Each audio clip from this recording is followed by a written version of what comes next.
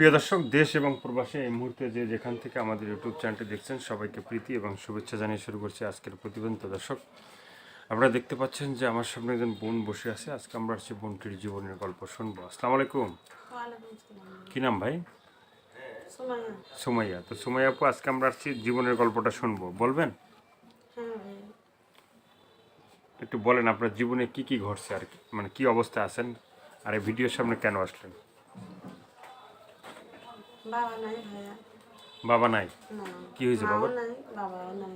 বাবার কি হয়েছে? মারা গেছে। মারা গেছেন। আর মা? মা নাই, চলে গেছে আরেক জায়গায় চলে গেছে। হ্যাঁ, বাবা মারা যাবার পরে। বাবা মারা যাওয়ার পর কি আরেক জায়গায় বিয়ে বসছে সে? হ্যাঁ। বিয়ে বসছে। তো এখন আপনি কি মানে আপনি থাকেন কার কাছে? আমার এখানে বিয়ে হয়েছিল ভাইয়া। হ্যাঁ। বিয়ে মানে আমার ছেলে সন্তান নাই। বিয়েটা কি মা দিয়ে গেছিল না বাবাই? মা দিয়ে গেছিল। মা দিয়ে গেছিল। হ্যাঁ। তো মা মা চলে গেছে। মা আপনাকে বিয়ে দিয়ে কি আরেক জায়গায় সে বিয়ে বসছে? হ্যাঁ, এখন বলতে পারি না, এখন কি বিয়ে করছে না কোথায় গেছে জানি না। হ্যাঁ। কোনো ঠিকানা নেই আমার। মানে আম্মুর কোনো ঠিকানা নেই? না। আপনার নিজের ঠিকানা আছে? হ্যাঁ। কোথায়? নরসিংদী। নরসিংদী।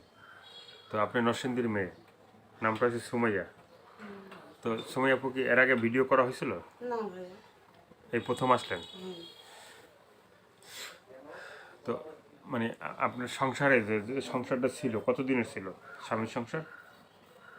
ছিলাম 2-3 মাস ছিলাম। 2-3 মাস? এত কম কে? স্বামীটা ভালো না ভাইয়া, নেশা টেশা খাইতো। হ্যাঁ। অনেক অত্যাচার করতো।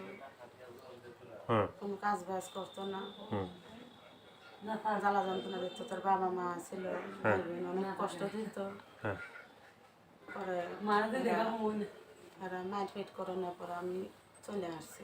হ্যাঁ। অত্যাচার করতো অনেক। অত্যাচার করতে অনেক, হ্যাঁ। এই জন্য আপনি চলে আসছেন। হ্যাঁ।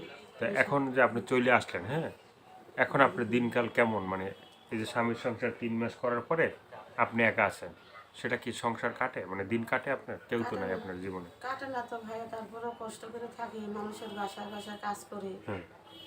একটা বোন আছে ছোট, 10 বছরের একটা বোন আছে। ওই বোন ধরে নিয়ে থাকি, ভাড়ায় থাকি। তো কেউ যদি আপনার জীবনে আসে, হ্যাঁ, আপনার সময়কে মানে ভাগাভাগি করার জন্য, হ্যাঁ, তো আপনার একটা সাথে ভালো মনের মানুষ চাই, আমি ইমানদার মনের মানুষ চাই। আমিও ভাইয়া নামাজ রোজা পড়ি, পর্দাশীল ভাবে থাকি। হ্যাঁ। একটা সুন্দর মনের মানুষ চাই, ইমানদার মানুষ চাই। হুম। আমার কাছে বিয়ে বুঝবো, টাকা পয়সা আমি কিছুই চাই না, আর কিছুই নাই ভাইয়া। আমি একটা সুন্দর মনের মানুষ চাই, কেউ খারাপ কথা আমার বলবেন না ভাইয়া। মানে যে মানুষটার সাথে আপনার বিয়ে হয়েছিল, হ্যাঁ, সেটা কি আপনি নিজে পছন্দ করে বিয়ে করছিলেন? না না, মা দিছিল। মায়া দিছিল। হুম। এখন আপনার সংসারটা নাই। না। তো আর কিছু তো বলার নাই আপনার, নাকি? না ভাইয়া। তো একজন ভালো একটা মানুষ পেলে আপনি মানে বিয়ে শাদী বসতে চান, হ্যাঁ। সংসার করতে চান। হ্যাঁ। তো না আবার বলবেন যে ভাই মানে টাকা পয়সা তারপরে সংসার?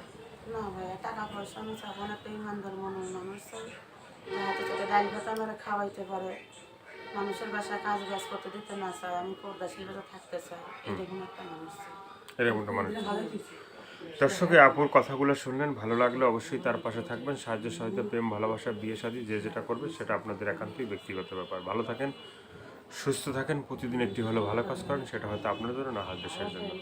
সবাইকে আল্লাহ হাফেজ, সবাই বেশি ভালো থাকুন, 5 ওয়াক্ত নামাজ পড়ুন, দেশটাকে বেশি বেশি করে ভালোবাসেন, আর চ্যানেলটি সাবস্ক্রাইব করে সঙ্গে থাকুন। আল্লাহ হাফেজ।